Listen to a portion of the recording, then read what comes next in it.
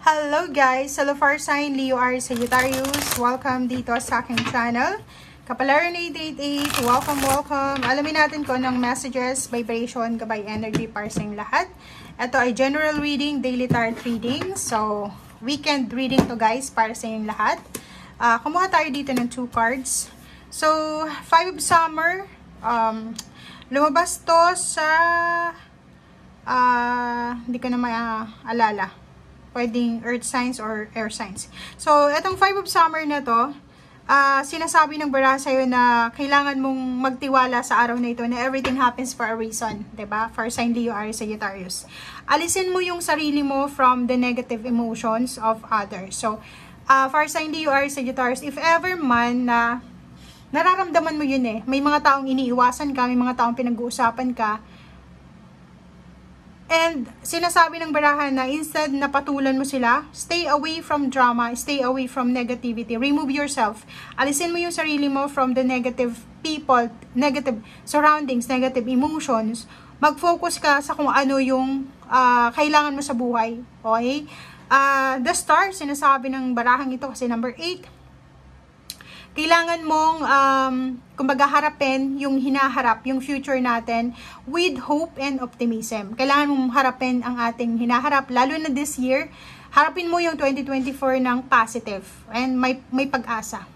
Have faith na lahat ng gusto mo, makukuha mo. Lahat ng minamanifest mo, makukuha mo. May mga pagbabago ditong magaganap sa taong ito na posibleng maging relief sa mga challenging moments na nangyari sa iyo from 2023. So, atong barahang to ay nagsasabi sa iyo na past is past. Alisin mo yung mga negative sa buhay mo para umusad ka na papunta doon sa wish mo or sa goals mo sa buhay. Okay, thank you for sign Leo R. Sagittarius.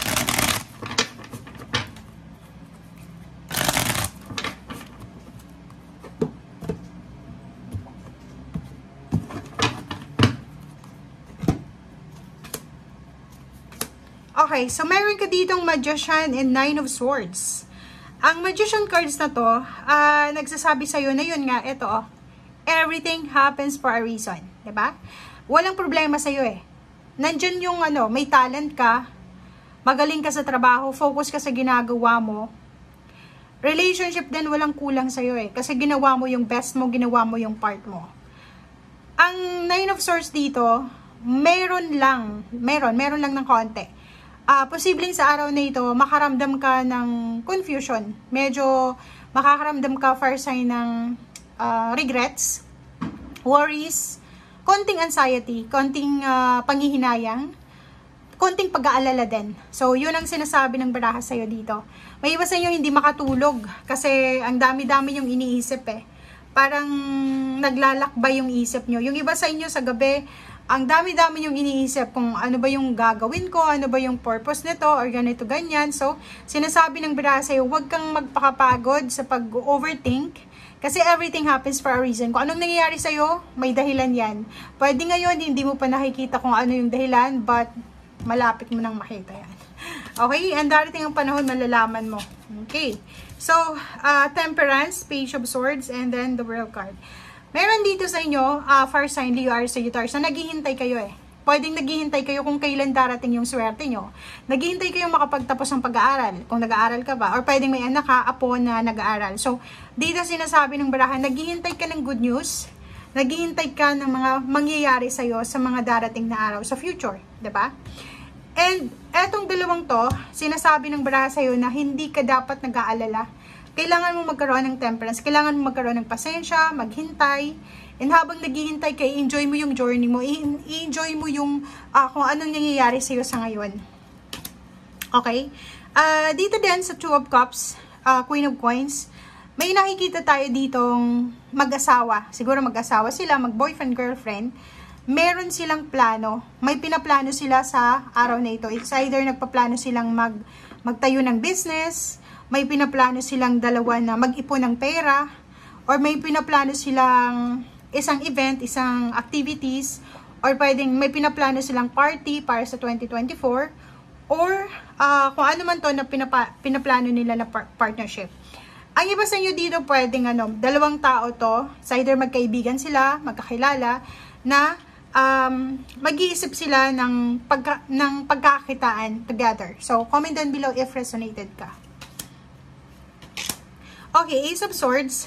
So, nakikita natin dito, ang Ace of Swords na to, tsaka Knight of Coins, same din siya, kasi Knight siya eh. So, ibig sabihin, today, ang dami-dami mong ideas, maraming magagandang balita, maraming pwedeng dumating sa'yo na ideas, thoughts, wisdom, na pwedeng magkaroon ka ng parang idea sa pera, 'di ba? So, pwedeng bagong pagkakitaan to. So, ang topic mo with your loved ones, with your family or friends, or kung sino man itong kausap mo, is kung paano nyo palalaguin ang inyong salapi, ang inyong pera. Okay. Ito naman is Five of Swords. Nakikita ko sa'yo dito na may prospect ka, may gusto kang gawin eh, 'di ba? Parang 'di ba yung barahan to is nagsasabi na hindi ka titigil eh. Hindi ka titigil hangga't hindi mo nakukuha kung ano itong minamanifest mo or kung ano itong prospect mo. So, nakikita ko sa'yo dito, sobrang courageous, sobrang brave yung isang fire sign na to na nagpaplano para sa perang ito. Oh, 'di ba? Dalawa yung the star mo dito. So, it's a manifestation, it's a confirmation guys na magkakaroon ng masayang pagbabago sa buhay mo. Mawawala yung agam-agam mo yung mga problema or parang sinasabi ng barahan na abot kamay mo na yung pangarap mo.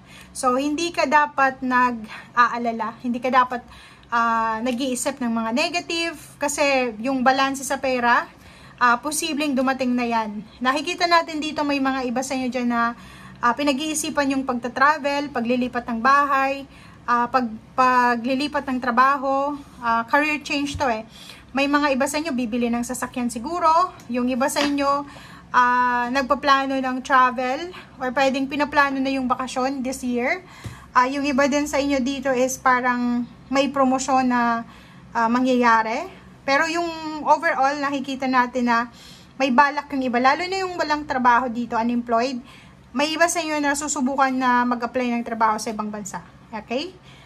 And 2 cards natin. So, nakikita ko rin sa inyo dito na pwedeng, kung may hinihintay kang pera, like for example, naghihintay ka ng pera, na trinabaho mo na siya.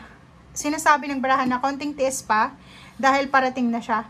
Nakikita ko rin sa inyo dito na may iba sa inyo dito na simula sa araw na ito, magsisimula kayo mag-save ng pera. Pwedeng mayroon kayong piggy bank or pwedeng sa bangko, dahil may pinaplano kayong occasion or celebration this year 2024. So, simula ngayong January, ito yung saving time mo. Magsisave ka ng pera para sa occasion na to. So, thank you for watching guys and see you again. Bye!